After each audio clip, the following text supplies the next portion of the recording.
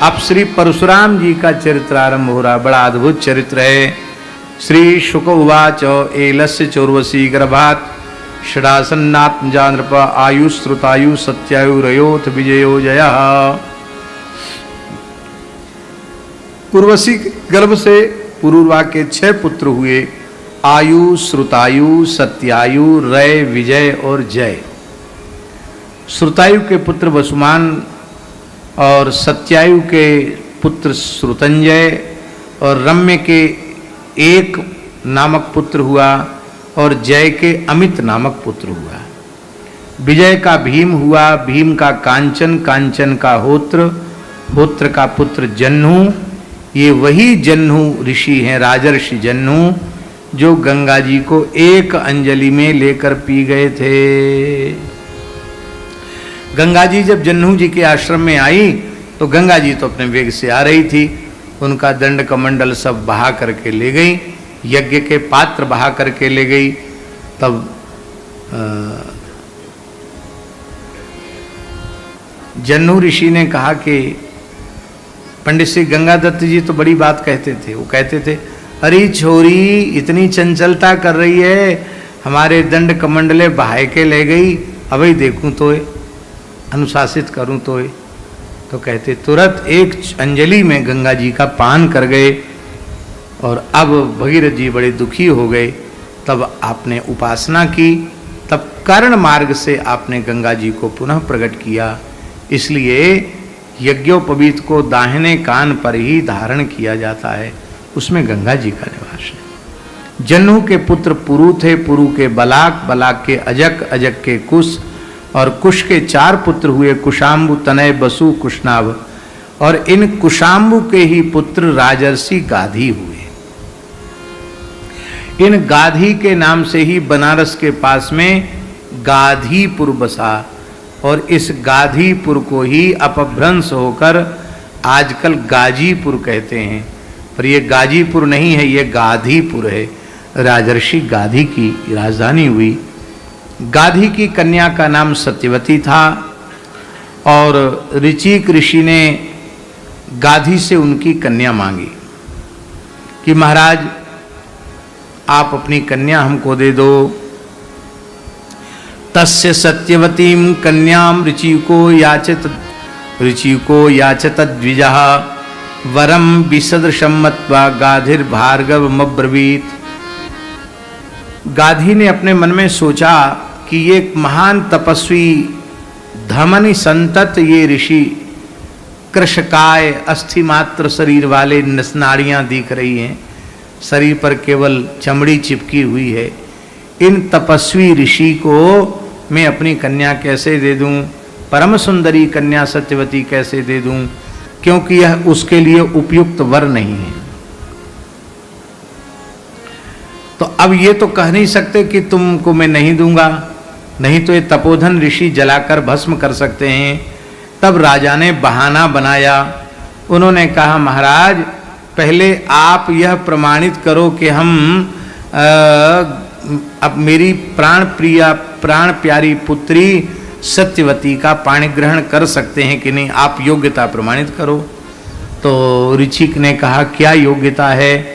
तो बोले 1000 श्याम कर्ण घोड़े मुझे दे दीजिए तो आपकी योग्यता प्रमाणित हो जाएगी। सहस्रम दीयताम शुल्कम कन्याया कुशिका वयम, हम कुशिक वंशी हैं, हमारी यही मर्यादा है, 1000 श्याम कर्ण घोड़े दे दो। यहाँ कन्या का बेचना नहीं है, पर 1000 श्याम कर्ण घोड़े देकर प्रमाणित करो कि तुम ब्याह के लायक हो।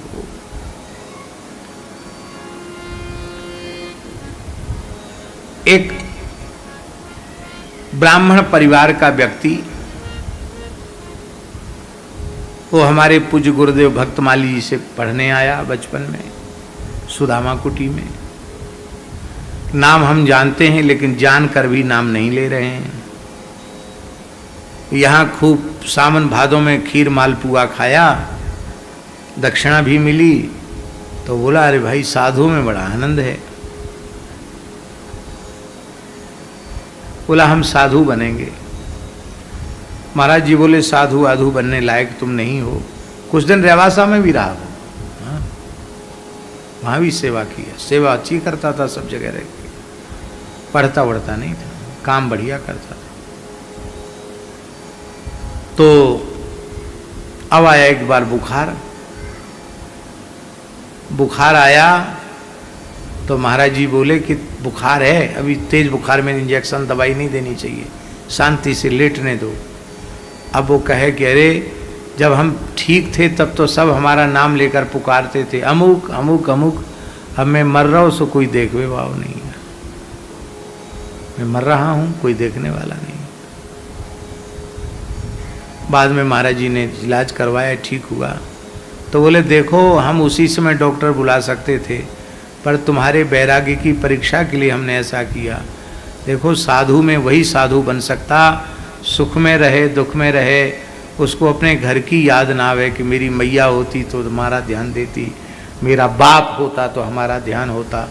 अब तो संत हमारे माता पिता हैं, संत ही भाई बंधु। तो तुमको घर का चिंतन बना, इसलिए तुम खाली खीर मालपुआ खा के बैराग जगा था, दक्षिणा लेके बैराग जगा था, तुम साधु बनने लायक नहीं हो, घर में चले जाओ। तो 2-3 साल महाराज जी के पास रह के तब सब घर भेज दिया महाराज जी ने। अब घर भेजा तो यहाँ साधु जैसा था, तो वहाँ ब्याह होना मुश्किल हो गया।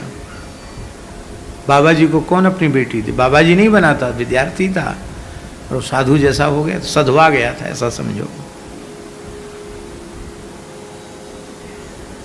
तब भाई की ससुराल भाई से कहा कि भाई हमारा ब्याह तो कराओ, बुला तो लिया, वो हमारा कोई दांत देखने नहीं आ रहा है, ब्याह कराओ हमारा। तो उसने अपनी ससुराल से बात करी भाई ने कि भाई इनका हमारा भाई है इसका। बोले हमारे परिवार में एक लाली है तो सही, घर की ही बच्ची है, कर तो सकते हैं ब्याह, घर में खेत पात भी है तुम्हारे, पर इसका क्या ठिकाना, ये तो साधुओं की रोटी खा चुका है, थोड़ी कोई बात आएगी भाग जाएगा।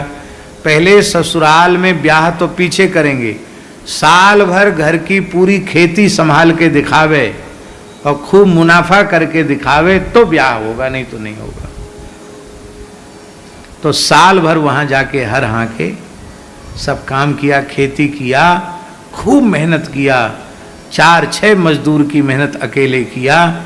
तो लड़की का बाप बड़ा खुश हो गया, बोले हाँ अब ठीक है, अब चाहे जैसी विपत्ति पड़े ये हमारी छोरी भूखी नहीं मर सकती है, ब्याह कर दिया। तो ये बात है, कहने का आशय हमारा ये है कि वही व्यक्ति पाणिग्रहण करने का अधिकारी है जो विवाह के बाद फिर उस व्यवस्था का प्रवृत्ति का निर्वाह कर सके, और जो निर्वाह नहीं कर सकता उसको इस प्रपंच में ही नहीं पढ़ना चाहिए। तो ये श्यामकर्ण अश्व अत्यंत दुर्लभ माने गए हैं, ये अश्वमेधी अश्व माने जाते हैं। पृथ्वी पर एक भी श्यामकर्ण मिल जाए ये दुर्लभ माना जाता है। और 1000 श्यामकर्ण कहाँ से लावेंगे, तो वर्णलोक में 1000 श्यामकर्ण अश्व हैं, हजारों अश्व हैं वहाँ श्यामकर्ण। आप वर्णलोक चले गए, गतः स वरुणांतिकम आने दत्वा तानस्वान उपयुमे बराननाम, 1000 अश्व वर्णलोक से लेकर के आए और राजा गाधी को दे दिए और कन्या का वरण कर लिया। अब तो कन्या देनी ही थी, कन्या दे दिया। सत्यवती जैसी परम सुंदरी कन्या से विवाह करके भी महर्षि ऋचिक सुदीर्घ काल तक तपस्या करते रहे, बहुत लंबे समय तक तपस्या करते रहे। यहां झाजी अपने को समझना यह है, पुराणों में जो इस प्रकार के प्रसंग आते हैं उसमें यह समझना कि ऋषियों का वैराग्य कितना अद्भुत था। वे रागी नहीं थे, वे तो सहज विरागी थे।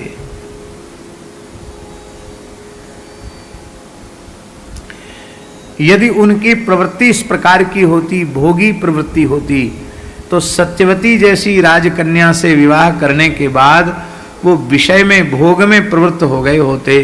लेकिन ऐसी परम सुंदरी सती साध्वी पतिव्रता देवी को पत्नी के रूप में प्राप्त करके भी हजारों वर्ष तक वह तप ही करते रह गए।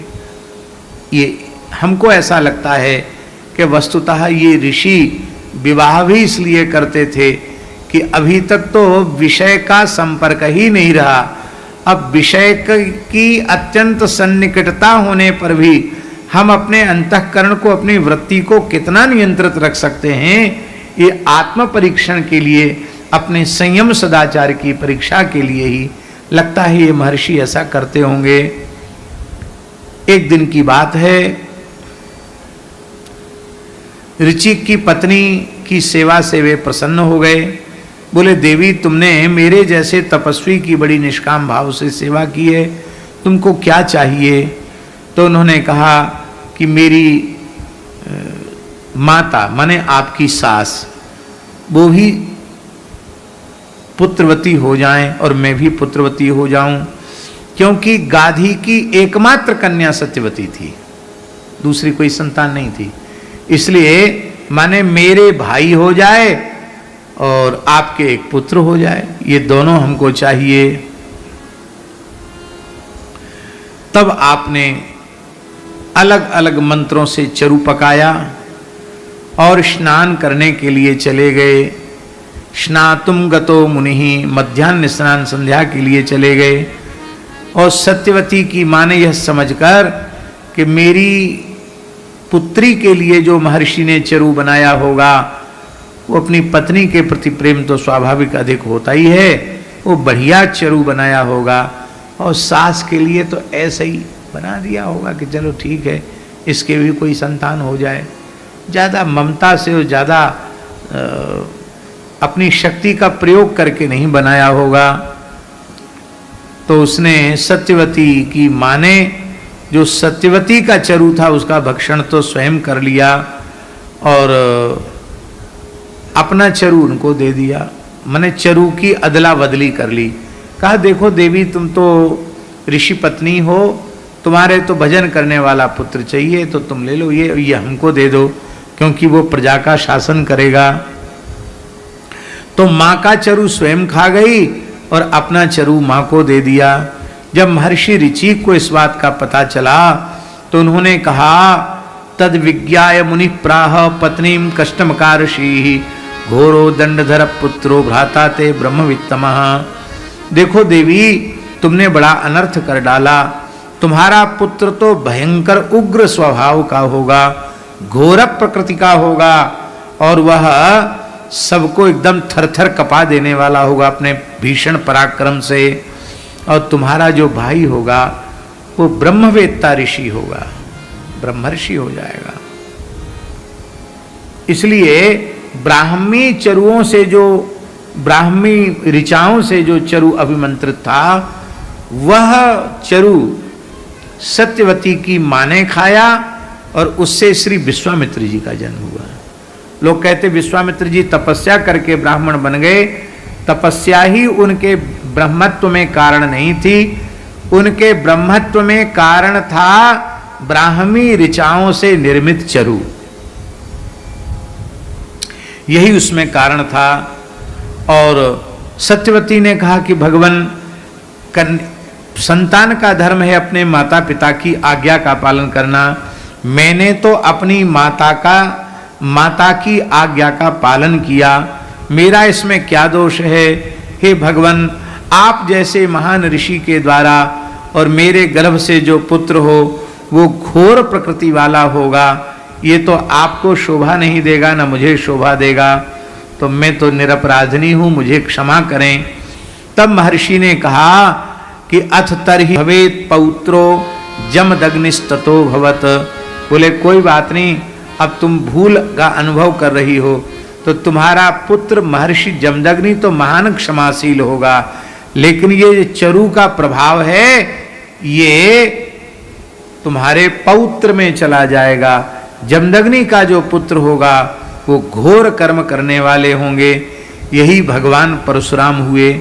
कहने का आशय ये है परशुराम जी का अवतरण वस्तुतः यदि चरु व्यत्यास नहीं होता, चरु विपर्यय नहीं होता, तो परशुराम जी का अवतार गाधी के पुत्र के रूप में होने वाला था, किंतु इन्हें तो ब्रह्मकुल में अवतार लेना है, इसलिए भगवत इच्छा से ये घटना घट गई। और रामार्चन महात्म्य की कथा में तो स्पष्ट लिखा है कि ऋचिक जी ने ब्रह्मा जी से पूछा और रामार्चन हुआ, और रामार्चन के प्रसाद में ही यह संकल्प किया गया, एक में यह संकल्प किया गया कि धर्म की रक्षा के लिए और गोवंश की रक्षा के लिए, दुष्टों के संहार के लिए भगवान ही पुत्र रूप से आवें। तो वो चरु का प्रभाव पौत्र में चला गया, उस चरु के प्रभाव से, रामार्चन के प्रसाद के प्रभाव से श्री परशुराम भगवान का अवतरण हुआ। और ब्राह्मी ऋचाओं से मंत्रित चरु के प्रभाव से श्री विश्वामित्र जी का जन्म हुआ। बोलो भक्तवत्सल भगवान की जय। सत्यवती ने इतना तप किया, साचाभूत सुमहा पुण्या कौशिकी लोक पावनी रेणो सुताम रेणुकाम्बई जमदग्निरुवाहयाम। ये कौशिकी नाम की नदी हो गई, इनका पवित्र नदी के रूप में प्रवाहित हो गया। ये कौशिकी नदी बड़ी पवित्र है, इधर है, नेपाल तरफ है, हैं? कोसी, जिसको आजकल कोसी नदी कहते हैं। मिथिला क्षेत्र में तो बड़ी बाढ़ आती, कोसी गंडकी ये सब बड़ी पवित्र नदी है। और ये कौशिकी नदी जो है वो श्री विश्वामित्र जी की बहन ही है, इसलिए विश्वामित्र जी ज्यादा से ज्यादा कौशिकी नदी के तट पर रमण करते विचरण करते हैं, ऐसा भी पुराणों में लिखा हुआ है। रेणु ऋषि की कन्या रेणुका थी और जमदग्नि के साथ उनका पाणिग्रहण हुआ, और जमदग्नि के गर्भ से ही जमदग्नि नंदन रेणुका नंदन श्री परशुराम जी प्रकट हुए। पहले रेणुका और जमदग्नि के संयोग से वसुमान आदि कई पुत्र हुए, और उनमें सबसे छोटे श्री परशुराम जी महाराज थे। यवीयान यज्ञ एतेषाम राम इत्यभिविश्रुतः। सारे संसार में इनका यश फैल गया, यही श्री परशुराम जी महाराज हुए। यमाहुर वासुदेवान संहयानाम कुलांतकम त्रिसप्त कृत्वा यईमाम चक्रे निक्षत्रियाम महिम। ये भगवान के ही अंश हैं, जो हय वंश के नाश के लिए ही जिनका अवतरण हुआ था। जिन्होंने वेद ब्राह्मण विरोधी जो क्षत्रिय हो चुके थे, उनको 21 बार पृथ्वी को क्षत्रियों से विहीन कर दिया।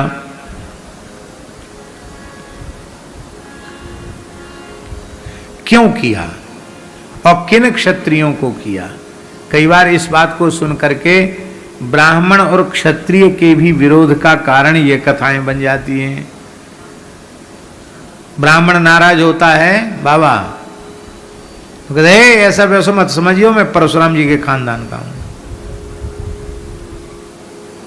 ऐसा बोलते हैं कि नहीं? गांव में भी बोलते हैं। और क्षत्रिय भी कहते हैं, अरे महाराज तुमसे तो हमें दूर से ही रहना चाहिए, तुम उसी खानदान के हो जिसने हम लोगों को 21 बार एकदम जड़मूल से खत्म कर दिया था। तो इस प्रकार की बातें लोगों में प्रचलित होती हैं। उसके सुधार के लिए एक बात बड़ी अच्छी इस प्रकरण में लिखी है कि जो क्षत्रिय अपने धर्म को त्याग कर क्षत्रियत्व से च्युत हो गए थे, ब्राह्मणों से द्वेष करने लग गए थे, सात्विकता जिनकी बिल्कुल समाप्त हो चुकी थी, जिनमें रजोगुण तमोगुण ही अधिक बढ़ रहा था, और उनके अत्याचार से धर्म की रक्षा न होकर अधर्म का ही विस्तार हो रहा था, ऐसे क्षत्रियों का, इसलिए भागवत के जहां प्रथम स्कंध में अवतारों का वर्णन है, वहां स्पष्ट लिखा है ब्रह्मद्रोहो नृपान, ब्राह्मणों से द्रोह करने वाले क्षत्रियों का संहार किया। जो ब्राह्मण भक्त थे, गौ ब्राह्मण की रक्षा करने वाले थे, सेवा करने वाले थे, उनको परशुराम जी ने नहीं मारा। क्योंकि यदि हम समूल नाश की बात स्वीकार कर लें तो एक ही बार में नष्ट हो जाएंगे, 20 बार कहां से आवेंगे। इसका मतलब है कि जो जो क्षत्रियों में दुष्ट होते चले गए, धर्म का सदाचार का त्याग करते चले गए, प्रजा पर अत्याचार करने वाले हुए, उनका आपने वध किया, उनको अनुशासित किया, ऐसा ही समझना चाहिए। बोलो श्री परशुराम भगवान की। श्री सीताराम। प्रतिदिन सत्संग एवं दर्शन के लिए श्री महाराज जी के ऑफिशियल चैनल को जरूर सब्सक्राइब करें।